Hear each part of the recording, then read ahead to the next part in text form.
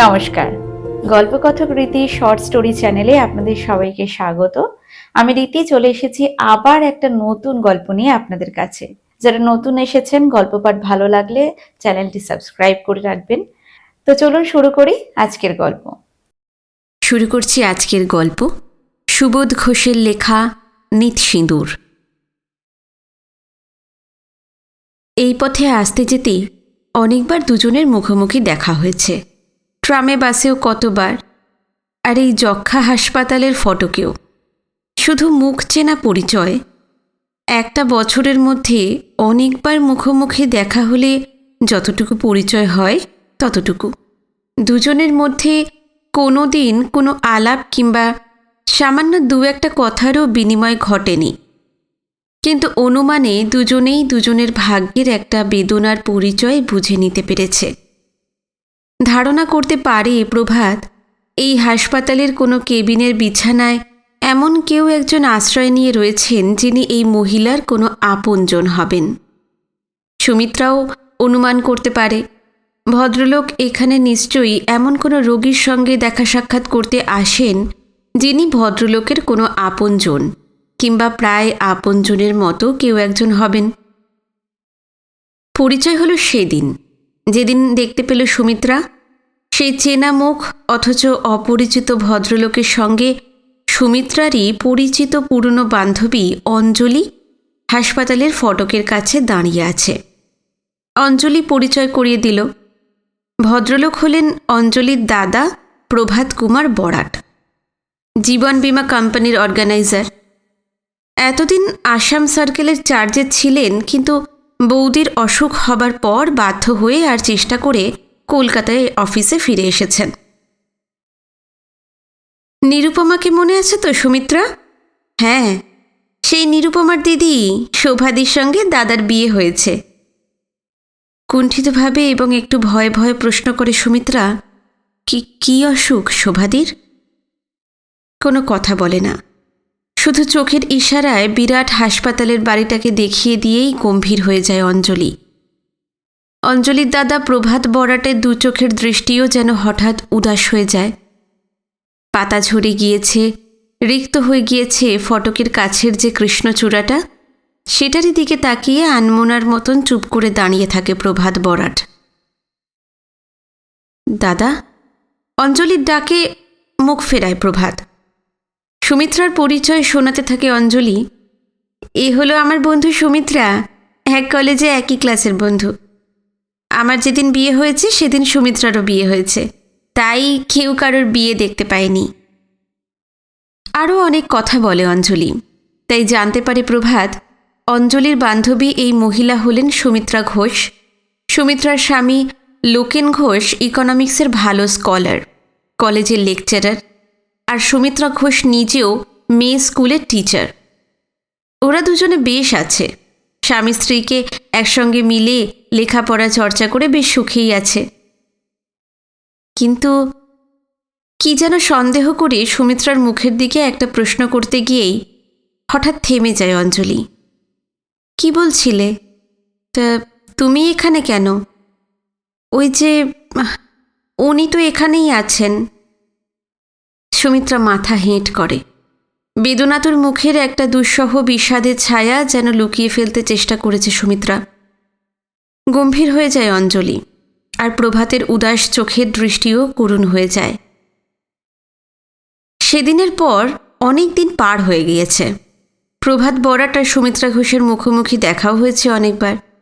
ট্রামে, বাসে, পথে আর হাসপাতালের এই ফটকের কাছেও কতবার দেখা হয়েছে, কিন্তু আর তো সেই অপরিচয়ের বাধা নেই।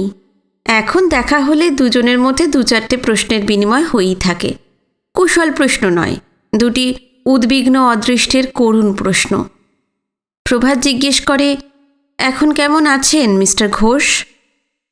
আছেন ওই একই রকম। কিছুটা উন্নতি নিশ্চয়ই হয়েছে? উন্নতির কোনো তো লক্ষণ দেখছি না। শোভাদি কেমন আছেন? ভালো হয়ে যেতে পারে বলে আশা করতে পারা যাচ্ছে। এই আজকাল আসবার সময় যদি ট্রামে, বাসে বা পথে কোথাও দেখা হয়ে যায়, তবে বাকি পথটুকু দুজনে একসঙ্গেই গল্প করতে করতে পার করে দিয়ে হাসপাতালের ফটকের কাছে এসে একেবারে থামে। আচ্ছা, আসি। সুমিত্রা চলে যায় পূবের ওয়ার্ডের দিকে। আসুন। প্রভাত চলে যায় পশ্চিমের ওয়ার্ডের দিকে। চলে যাবার সময় যদি ট্রামে, বাসে বা পথে কোথাও দেখা হয়ে যায়, হাসপাতালের ফটকে কিংবা ঢাকুরিয়া বাজারের বাসস্ট্যান্ডের কাছে অথবা যাদবপুর স্টেশনের প্ল্যাটফর্মে, তবে বাড়ি ফেরবার বাকি পথের অনেকখানি দুজনে একসঙ্গে গল্প করতে করতেই পার হয়ে যায়। শ্যামবাজারের 5 রাস্তায় সিথির বাস ধরবার জন্য উত্তর দিকে এগিয়ে যায় সুমিত্রা, আর দমদমের বাস ধরবার জন্য পূব দিকে এগিয়ে যায় প্রভাত। প্রভাত জিজ্ঞেস করে, সিথিতে কোথায় থাকেন আপনি? সুমিত্রা বলে, জয় দত্ত ফার্স্ট লেন। আপনাদের নিজেদের বাড়ি? সুমিত্রা যেন একটা দীর্ঘশ্বাস চাপতে চেষ্টা করে। হ্যাঁ, আর বলবেন না। এই বাড়িটাই তো কি, কত আশা করে, কত চেষ্টা করে এই বাড়িটাকে উনি কিনলেন, কিন্তু 1 মাসও এই নতুন কেনা বাড়িতে থাকবার সৌভাগ্য ওর হলো না। বাড়িটাকে কেনবার 15 দিন পরেই ওরই কাল ব্যাধিটা ধরা পড়ল। সঙ্গে সঙ্গে হাসপাতালে চলে গেলেন। আর কোনো প্রশ্ন করার সাহস পায় না প্রভাত। সুমিত্রা ঘোষের ভাগ্যের পরিহাস আরও কত নির্মমতা করে রেখেছে কে জানে। প্রশ্ন করলেই যদি শুধু এরকম একটা দুঃসহ দুঃখের আর যন্ত্রণার কথা শুনতে হয়, তবে প্রশ্ন না করাই ভালো। প্রভাত বলে, আচ্ছা, এবার আমি আসি। আপনি দমদমে বোধহয় অনেক দিন আছেন? হ্যাঁ। দমদমের কোথায়? বললে চিনবেন না, একটা নতুন রাস্তা, রামরায় স্ট্রিটে আমার বাড়ি। ও, আপনার নিজের বাড়ি নিশ্চয়ই? হ্যাঁ, তবে কি জানেন? কি বলছিলেন? একটা আধখানা বাড়ি। তার মানে? বাড়িটা মাত্র অর্ধেক তৈরি হয়ে উঠল, ব্যাস শোভাকে এই ভয়ানক রোগে ধরল। শোভাকে হাসপাতালে ঠাঁই নিতে হলো। কাজেই আর কি দরকার বলুন তো? শোভা যদি ভালো না হয়ে উঠতে পারে, তবে এই আধখানা বাড়ি অমনি আধখানা হয়ে পড়ে থাকবে, বাকিটুকু আর তুলব না। ভালো হয়ে যাবেন শোভাদি, নিশ্চয়ই ভালো হয়ে যাবেন। আপনি তো হতাশ হয়ে পড়বেন না। সত্যি কথা কি জানেন, আমি সত্যি হতাশ হইনি, যদিও ডাক্তারদের কথা থেকে বুঝতে পারি যে ওরাই হতাশ হয়ে গিয়েছেন। সন্ধ্যার আলোকের মেলা আর যান ও জনতার অফুরান আনাগোনায় এই বিপুল হর্ষময় উৎসবের মধ্যে যেন একেবারে একলাটি হয়ে দাঁড়িয়ে আছেন প্রভাত বরাট নামী ভদ্রলোক। ফুটপাথের একপাশে দাঁড়িয়ে সুমিত্রার সঙ্গে কথা বলতে বলতেই একেবারে আনমনা হয়ে গিয়েছেন। তবু অদ্ভুত এক আশার জোর যেন চিকচিক করে জ্বলছে প্রভাত বরাটের 2 চোখে, একটা বিষণ্ণ স্নিগ্ধতা। সুমিত্রা বলে, আপনি তো তবু একরকম ভালোই আছেন। আশা নেই জেনেও আশা করতে পারছেন, আপনার মনের জোরও আছে। কিন্তু আমি যে দিনগুলো সহ্য করতেই আর পারছি না। এ কি করছেন? ছি। সুমিত্রা কেঁদে ফেলে, চোখ মুছে নিয়ে বলে, ডাক্তাররা বলছেন বটে যে যদিও অবস্থা সিরিয়াস, তবু একেবারে হতাশ হবারও কারণ নেই, কিন্তু আমি যে কিছুতেই আশা করতে পারছি না প্রভাতবাবু। সান্ত্বনা দিতে গিয়ে প্রায় একটা ধমকে দিয়ে ওঠে প্রভাতের গলার স্বর। এত দুর্বল মন হলে চলবে না, খুব ভুল করছেন আপনি। আবুল তাবুল ভেবে মিছিমিছি নিজেকে কষ্ট দিচ্ছেন। ডাক্তারেরা যখন বলেছে যে আশা আছে, তখন নিশ্চয়ই আশা আছে। হতাশ হবার কোনো অধিকার আপনার নেই। পথের পাশের একটা দোকানের আলো ঝলমল রঙিন চেহারার দিকে তাকিয়ে চুপ করে দাঁড়িয়ে থাকে সুমিত্রা। প্রভাতের সান্ত্বনাময় ধমক খেয়ে যেন শান্ত হতে চেষ্টা করছে। সব বিষাদ জোর করে ঠেলে সরিয়ে দিয়ে যেন স্নিগ্ধ হয়ে উঠতে চাইছে সুমিত্রার চোখ, কিন্তু ইচ্ছে করলেও পারছে না বোধহয়। প্রভাত বরাট দেখতে পায় মহিলার চোখে যেন একটা স্নিগ্ধ বিষণ্ণতা ছলছল করছে। প্রভাতের গলার স্বর এইবার নরম হয়ে যেন গলেই যায়। মিস্টার ঘোষ নিশ্চয়ই ভালো হয়ে উঠবেন, আপনি কোনো চিন্তা করবেন না। ঠিক আছে, চলি এবার। হাতের ঘড়ির দিকে তাকিয়েই সিঁথির বাস ধরবার জন্য এগিয়ে যায় সুমিত্রা। প্রভাত রাস্তার ওপারের দিকে তাকিয়ে দেখতে পায় একটা খালি ট্যাক্সি দাঁড়িয়ে আছে। দমদমে যেতে আপত্তি করবে না তো ট্যাক্সিটা? হাসপাতালের একটা কেবিন। বিছানার উপর বসে আছে প্রভাতের স্ত্রী শোভা। জীর্ণ শীর্ণ ধুকপুকে একটি শরীরে আলোয়ান জড়িয়ে শুধু সাদাটে মুখখানি যেন কোনো মতে বাতাসের বুকে ভাসিয়ে রেখেছে শোভা। মাথার রুক্ষ চুল ফেঁপে রয়েছে, আর সিঁথির উপর ছড়িয়ে রয়েছে এক গাদা গুঁড়ো সিঁদুর। শোভার বিছানার কাছে একটা টুলের উপর একটি আয়না এবং সিঁদুরের কৌটো। শোভার এই রক্তহীন সাদা মুখে অদ্ভুত একটা হাসি যেন ওই সিঁদুরের আভার মতোই জ্বলজ্বল করে। ঘরের ভিতর পায়চারি করে ঘুরে ফিরে শোভার সঙ্গেই গল্প করছিল প্রভাত। কেবিনের দরজার কাছে এসে দাঁড়ায় সুমিত্রা। হাসি মুখ তুলে সুমিত্রাকে আহ্বান জানায় শোভা। আসুন, ওর কাছে শুনলাম আপনি আজ আমাকে দেখতে আসবেন। আজ কেমন আছেন? আজ আরও ভালো আছি। শোভা হেসে ফেলে। হাসির শব্দটা অদ্ভুত। সেতারের তারের উপর হঠাৎ একটা অসাবধান হাতের আঘাত পড়লে যেমন ঝন করে একটা আর্ত হাসির ঝঙ্কার চমকে ওঠে, শোভার হাসিটাও সেই রকম, একটা চমকে ওঠা ঝঙ্কার। আমার কথাটা বোধহয় বুঝতে পারেননি, তাই আপনি আশ্চর্য হচ্ছেন। বুঝবো না কেন? আপনি ভালো থাকুন, ভালো হয়ে উঠুন, এই প্রার্থনাই তো করি। ছি ছি, দয়া করেও কথা বলবেন না। দিন দিন এগিয়ে যাচ্ছি, এগিয়ে যেতে দিন। ভুল প্রার্থনা করে আমার সাধের মরণটাকে বাধা দেবেন না। কিন্তু বাধা দিলেই বা কি হবে? ওষুধে না, কারোর প্রার্থনাতেও না। আমার এই নিত সিঁদুর মিথ্যে হবার নয়। কপালে হাত ছুঁয়ে সিঁদুর ছড়ানো সিঁথিটাকে দেখিয়ে হাসতে থাকে শোভা। বিয়ের পর 1 মাস যেতেই রাঙা পিসিমার পরামর্শে নিত সিঁদুর ব্রত করেছিলাম। ভাগ্যিস করেছিলাম। আমি যে সধবা মরব মিসেস ঘোষ, কেউ আমার এই ভাগ্য খারাপ করে দিতে পারবে না, কারো সাধ্যি নেই। আয়নাটা হাতে তুলে নিয়ে মুখের কাছে ধরে আর এক হাতের আঙুল চালিয়ে রুক্ষ চুলের ফাঁস ভাঙতে ভাঙতে শোভা বলে, উনি বলেন আমি নাকি স্বার্থপরের মতন কথা বলি, কিন্তু কি করব বলুন? এই একটি স্বার্থ আমি ছাড়তে পারি না। আমিই আগে যাব। হঠাৎ ব্যথিতভাবে চমকে ওঠে শোভা। শোভার মুখের হাসি যেন অপ্রস্তুত হয়ে গিয়েছে। কি হলো? আপনি কাঁদছেন কেন? চোখের উপর রুমালটাকে জড়িয়ে একবার ঘষে নিয়ে সুমিত্রা বলে, কিন্তু আমি যে কোনোদিন নিজ সিঁদুর করিনি। আমার কি আপনার মতন চলে যাবার সৌভাগ্য হবে? হতে পারে বই কি। বিড়বিড় করে সান্ত্বনা দিতে চেষ্টা করে শোভা। প্রভাত জোর গলায় চেঁচিয়ে ওঠে, হতে পারে কেন? নিশ্চয়ই হবে। আপনার মাথার সিঁদুরও তো নিজ সিঁদুর। প্রভাতের মুখের দিকে তাকিয়ে শোভা প্রশ্ন করে, ডাক্তারেরা কি বলেন? প্রভাত বলে, ডাক্তারেরা বলেছেন হতাশ হবার কোনো কারণ নেই। তবু উনি মিছিমিছি। তুমি ওকে একটু বুঝিয়ে দাও শোভা। সত্যিই তো, আপনি উতলা হচ্ছেন কেন? নিশ্চয়ই সেরে উঠবেন মিস্টার ঘোষ। ঠাকুরের কাছে প্রার্থনা করি আপনার সিঁদুরও নিজ সিঁদুর হোক।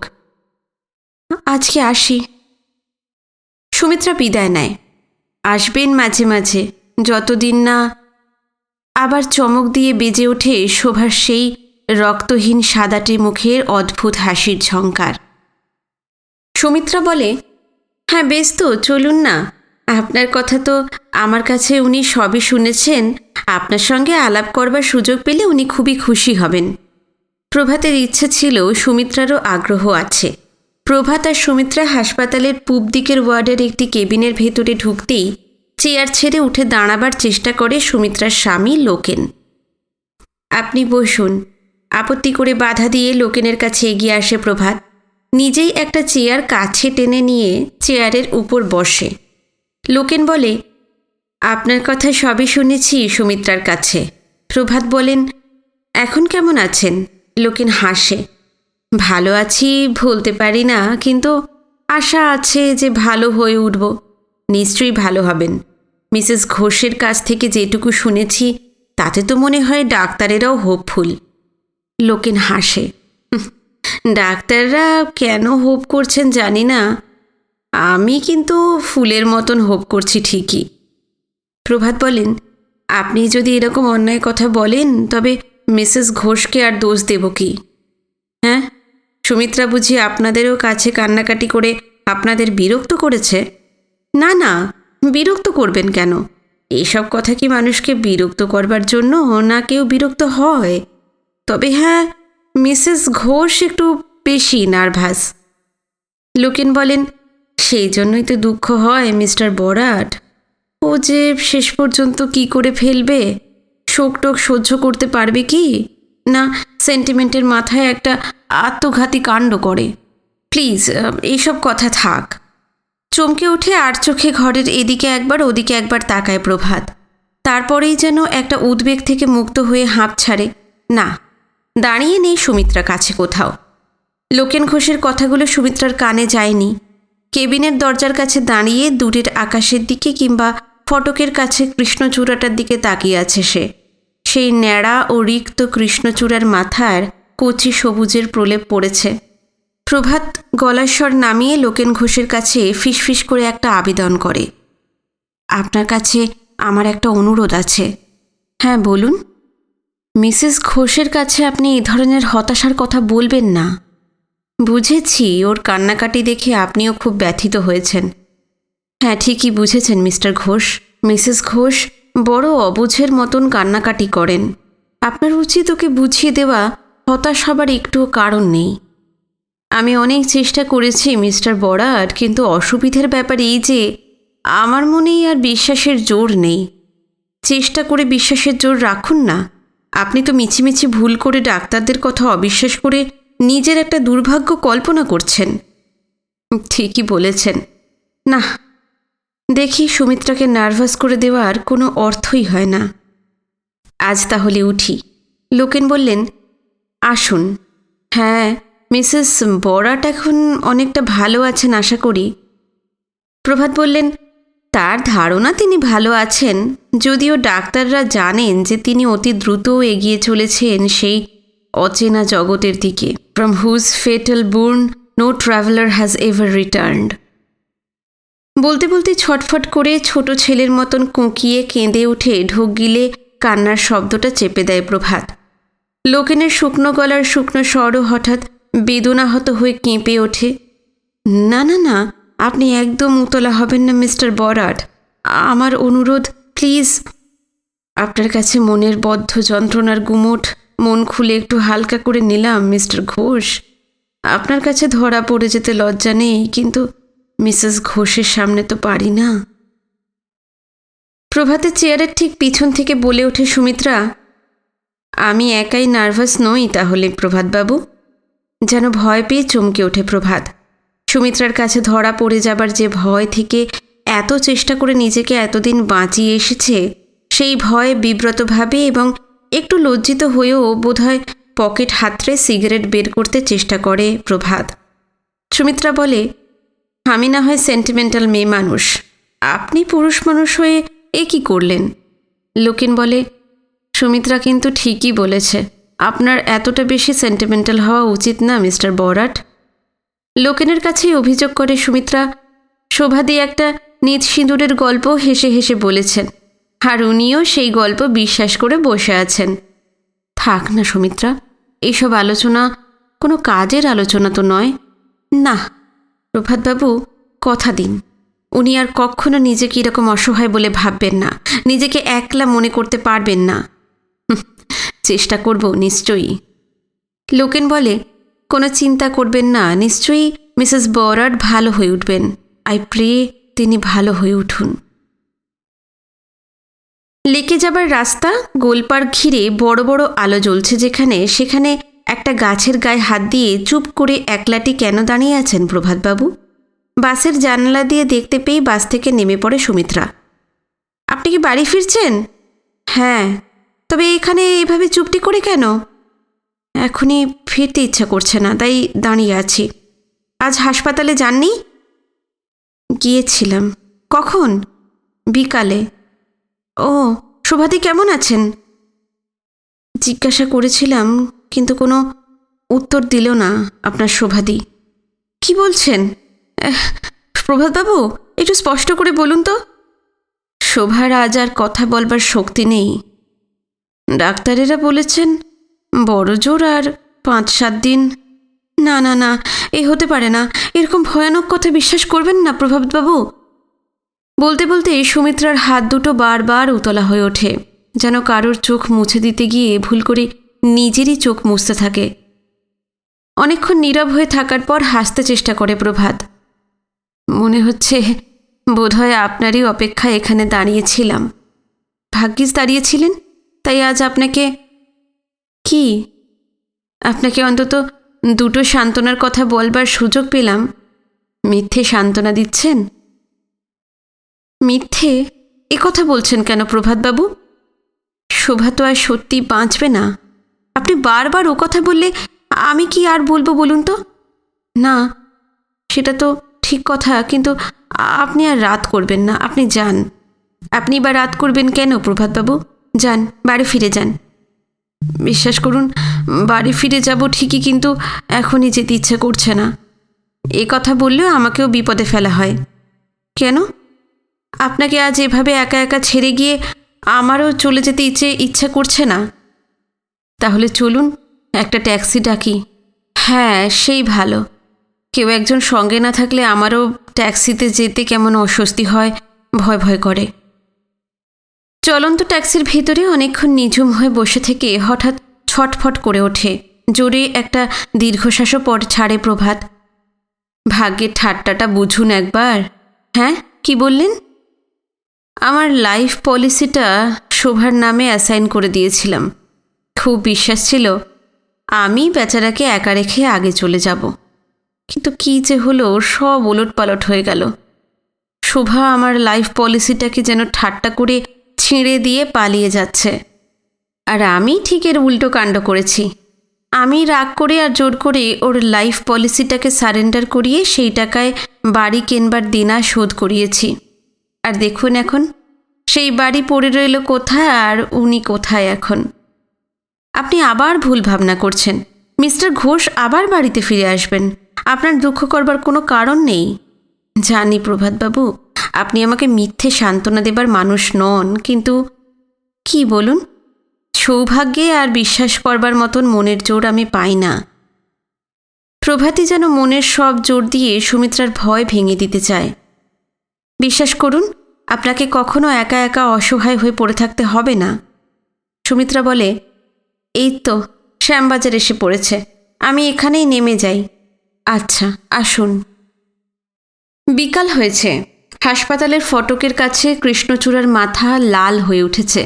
ফটক পার হয়ে ভিতরে ঢুকতে গিয়ে দেখতে পাই সুমিত্রা হাসপাতালের অফিস ঘরের দিক থেকে প্রভাতবাবু আস্তে আস্তে হেঁটে ফটকের দিকেই আসছেন। সুমিত্রা থমকে দাঁড়ায়। প্রভাত কাছে এসে দাঁড়াতেই সুমিত্রা প্রশ্ন করে, কখন এসেছিলেন? এই তো মিনিট 10 আগে। আর এর মধ্যেই চলে যাচ্ছেন? হ্যাঁ, ওই সামান্য একটু কাজ ছিল, হাসপাতালের কিছু পাওনা হয়েছিল, টাকাটা দিয়ে এলাম। কিন্তু প্রভাতের মুখে একটা রুক্ষ শুষ্ক তীক্ষ্ণ হাসির জ্বালা যেন ঝিকঝিক করে। বুঝতে পারলেন কিছু? শোভাদি কেমন আছেন? নেই, কালই শেষ রাতে চলে গিয়েছে। তাই আজ পর্যন্ত বাকি বেড ভাড়া যা জমা হয়েছিল সব হিসেব করে মিটিয়ে দিয়ে এলাম। আপনাকে যে কি বলে সান্ত্বনা দেব বুঝতে পারছি না প্রভাতবাবু। শোভাদি এ কি ভয়ানক কাণ্ড করলেন। আপনার শোভাদি তার নিজ সিঁদুরের জেদ রাখলেন, আমাকে একলা রেখে পালিয়ে গিয়ে সুখী হলেন। আচ্ছা, চলি। সুমিত্রা চমকে ওঠে। প্রভাতবাবু বিদায় চাইছেন। সত্যি তো, এই হাসপাতালের কোনো ওয়ার্ডের কোনো কেবিনে এই রঙিন কৃষ্ণচূড়ার ছায়ার কাছে প্রভাতবাবুর জীবনের আর কোনো কাজ নেই। এতদিনে শূন্য হয়ে মুক্ত হয়ে একেবারে একলা হয়ে চলে যাচ্ছেন ভদ্রলোক। প্রভাতবাবু আর এখানে আসবেন না। একটা দুঃখের তীর্থে আসা যাওয়ার পথে সুমিত্রার এতদিনের সঙ্গী মানুষটা এবার সঙ্গ ছাড়া হয়ে গেল। সুমিত্রা বললেন, সত্যি তাহলে যাচ্ছেন? বিদায় নিচ্ছেন প্রভাতবাবু? হ্যাঁ। এখন কোথায় যাবেন? এখন তো আর দমদমের ওই আধখানা বাড়িতে পড়ে থাকবার কোনো অর্থ হয় না। দেখি। তার মানে? আবার আসাম সার্কেলে চলে যাব। কলকাতা থেকেই আর আসবেন না? আসবো বই কি, এবং আসলেই আপনার খোঁজও নেব নিশ্চয়ই। হ্যাঁ, আপনার সিঁথির ঠিকানাটা 11 নম্বর জয়দত্ত ফার্স্ট লেন। বিদায় নেবার জন্যই বোধহয় একটা শেষ কথা বলতে চায় প্রভাত, কিন্তু কি যেন ভেবে নিয়ে হঠাৎ বলে ওঠে, হ্যাঁ, ডাক্তারদের কাছ থেকে একটা সুখবর শুনে এলাম। কিসের সুখবর? ভিয়েনার একজন বিখ্যাত স্পেশালিস্ট সার্জন নাকি আর 1 মাসের মধ্যেই আসবেন। মিস্টার ঘোষের কেস তার কাছে রেফার করা হবে এবং তারই পরামর্শ মতন অপারেশন করা হবে। ডাক্তারদের ধারণা এই অপারেশন সফল হবে। যদিও এই ধরনের জটিল কেসের প্রায় ক্ষেত্রে অপারেশন বিফল হয়ে যায়। বুঝতে পারছি না প্রভাতবাবু, আপনার কথায় হতাশ হব নাকি আশা করব? নিশ্চয়ই আশা করবেন, হতাশ হবেন কেন? নীরব হয়ে মাথা হেঁট করে দাঁড়িয়ে থাকে সুমিত্রা। প্রভাতের কথার মধ্যে হেঁয়ালি নেই, তবু যেন মনের ভিতরে এলোমেলো হয়ে একটা হেঁয়ালির বেদনা ছুটোছুটি করছে। কাকে আশা বলে আর কাকে হতাশা বলে বুঝতে গিয়ে সুমিতার মাথাটায় ক্লান্ত হয়ে ঝুঁকে পড়ছে। না, এই ভদ্রলোকের কাছে আজ আর কিচ্ছু বলবার নেই। প্রভাত বলে, আসি তাহলে। আসুন। আজ সকাল থেকে বিকেল পর্যন্ত সেই যে বিছানার উপর পড়ে আর বালিশ আঁকড়ে অসাড় হয়ে শুয়েছিলেন সুমিত্রা, সন্ধে হলেও সেইভাবেই শুয়ে পড়ে থাকে। সিঁথির জয়দত্ত ফার্স্ট লেনে 11 নম্বরের বাড়িটার এই ঘরের অন্ধকার সুমিত্রার অদৃষ্টের সবচেয়ে নির্মম আতঙ্কটারই মতো নিরেট হয়ে উঠতে থাকে। আলো জ্বালতেও ভুলে গিয়েছে সুমিত্রা। কাল বিকেলে হাসপাতালের কেবিনে লোকেনের করুণ চোখ দুটোর দিকে তাকিয়ে হাসি মুখের অজস্র ভাষায় সাহস দিয়ে লোকেনের মাথার উপর অনেকক্ষণ মাথা রেখে সেই যে চলে এসেছে সুমিত্রা, তারপর থেকে সুমিত্রার স্যাঁতস্যাঁতে চোখ আর শুকনো হয়নি। আজই সকালে লোকেনের ফুসফুসে অপারেশন হয়েছে। কি হয়েছে কে জানে। পাশের বাড়ির টেলিফোনের নম্বরটা হাসপাতালের অফিসে লিখিয়ে রেখে এসেছিল সুমিত্রা। কথা আছে যথাসময় টেলিফোনে হাসপাতাল থেকে খবর জানিয়ে দেবে। কিন্তু কই, সন্ধ্যা হয়ে গেল, এখনো তো খবর আসে না কেন? কিন্তু খবরটা অনুমান করতে কি কোনো অসুবিধা আছে? প্রায় ক্ষেত্রে যে অপারেশন সফল হয় না, সেই অপারেশন কি সুমিত্রার উপর বিশেষ দরদ করে সফল হয়ে যাবে? এত বড় সৌভাগ্য যে কল্পনা করতেই পারে না সুমিত্রা। কল্পনা করবার, বিশ্বাস করবার শক্তিই নেই।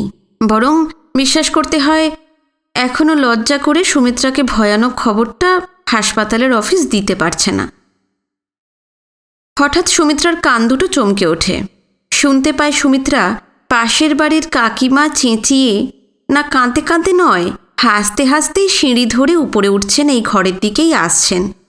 সুমিত্রা, ও সুমিত্রা, কোথায় তুমি? ধরফর করে বিছানা থেকে নেমে আলো জ্বালে সুমিত্রা। ঘরে ঢুকেই কাকিমা হেসে ওঠেন, আরে এইমাত্র হাসপাতাল থেকে খবর এলো, খুব ভালো অপারেশন হয়েছে। ডাক্তাররা বলেছেন আর চিন্তা করবার কিচ্ছু নেই, একেবারে নিরাপদ। সুমিত্রার চোখ মুখ ছাপিয়ে যেন হাসির এক ঝলক আলো উথলে ওঠে। অদৃষ্টের করুণ কান্নাটা যেন একটা হাঁপ ছেড়ে একেবারে নীরব হয়ে গিয়েছে। পাশের বাড়ির কাকিমাকে প্রণাম করেই নিজের মনের আবেগে ঘরের ভিতরেই ঘুরে বেড়াতে থাকে সুমিত্রা। কাকিমা বলেন, আমি চলি গো, তোমার খাবার এক্ষুনি পাঠিয়ে দিচ্ছি। কাকিমা চলে যান। হঠাৎ নিথর হয়ে চোখ দুটো অপলক করে যেন একটা আর্তনাদহীন বেদনায় বোবা হয়ে দাঁড়িয়ে থাকে সুমিত্রা। আর কোনো উদ্বেগ নেই, কিন্তু কি অদ্ভুত এই নিরুদ্বিগ্ন শূন্যতা। আর হতাশ হবার বিন্দুমাত্র কারণ নেই, কিন্তু কি অদ্ভুত এই হতাশাঘাতক আশা। জীবনের এত বড় সৌভাগ্য আশা করতে পারেনি সুমিত্রা, এবং যেন এই সৌভাগ্যকে সহ্য করবার শক্তি খুঁজছে, কিন্তু খুঁজে পাচ্ছে না সুমিত্রা। আলো নিভিয়ে দিয়ে আবার বিছানার উপর লুটিয়ে পড়ে সুমিত্রা। কান্না চাপতে গিয়ে হাঁসফাঁস করে আর বারবার বালিশে চোখ ঘষে ছটফট করতে থাকে। আর দেখতে হয়নি সুমিত্রার। হাসপাতালের ফটকের কাছের কৃষ্ণচূড়া আবার কবে রিক্ত হয়ে কেমনতর উদাস হয়ে গেল। এদিকের পথে যাওয়া আসার পালা শেষ হয়ে গিয়েছে কবেই। সিঁথির জয়দত্ত ফার্স্ট লেনের 11 নম্বর বাড়ির উপরতলার একটি ঘরের ভিতর হেসে হেসে গল্প করে সুমিত্রা। সুমিত্রা বলে, এখন মনে পড়লেও লজ্জা লাগে। লোকেন বলেন, কি এই বাড়িটাকেই অপয়া বাড়ি মনে করে কত ভয়ই না পেয়েছিলাম, কত আক্ষেপও করেছি। লোকেন হাসে, আপাতত ভয় নেই। সুমিত্রা ভ্রুকুটি করে হাসে। আবার অপয়া কথা? প্রভাতবাবুর ওয়ার্নিং ভুলে গিয়েছ? কে প্রভাতবাবু? আরে হ্যাঁ, সেই চমৎকার কোমল স্বভাবের জেন্টলম্যান। হ্যাঁ, ভদ্রলোক প্রায় প্রত্যেক মাসে একটা করে চিঠি লিখে আশ্চর্য করে দিচ্ছেন। সে কি? চিঠিতে কি লেখেন ভদ্রলোক? আমাকে সান্ত্বনা জানাচ্ছেন, চিন্তা করতে নিষেধ করছেন, অনুরোধ করছেন যেন আশা রাখি। চমৎকার কমেডি অফ এরার। কমেডি কেন বলছো? ভদ্রলোক যে সত্যিই দুশ্চিন্তা করে কষ্ট পাচ্ছেন, বোধহয় ধারণা করছেন যে তোমার অসুখ সারেনি, ভয়ানক কিছু হয়ে গিয়েছে।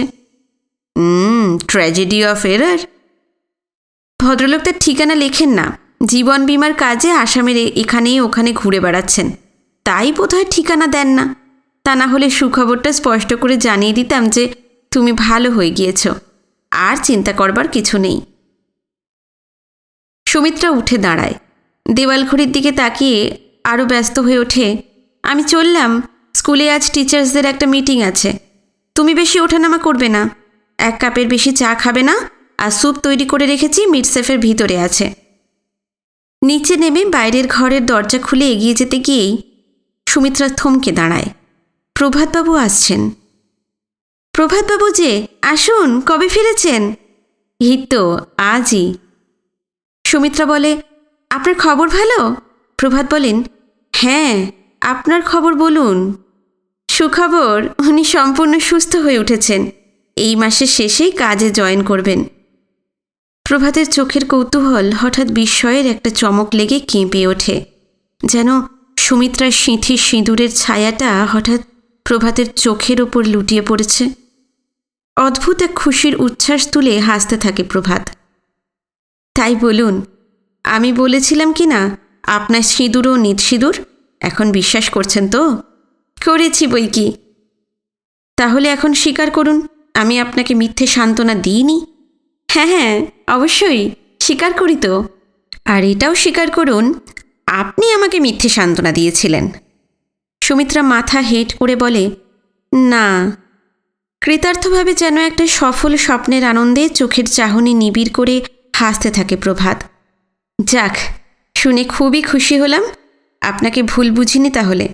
আচ্ছা, এবার আমি চলি মিসেস ঘোষ।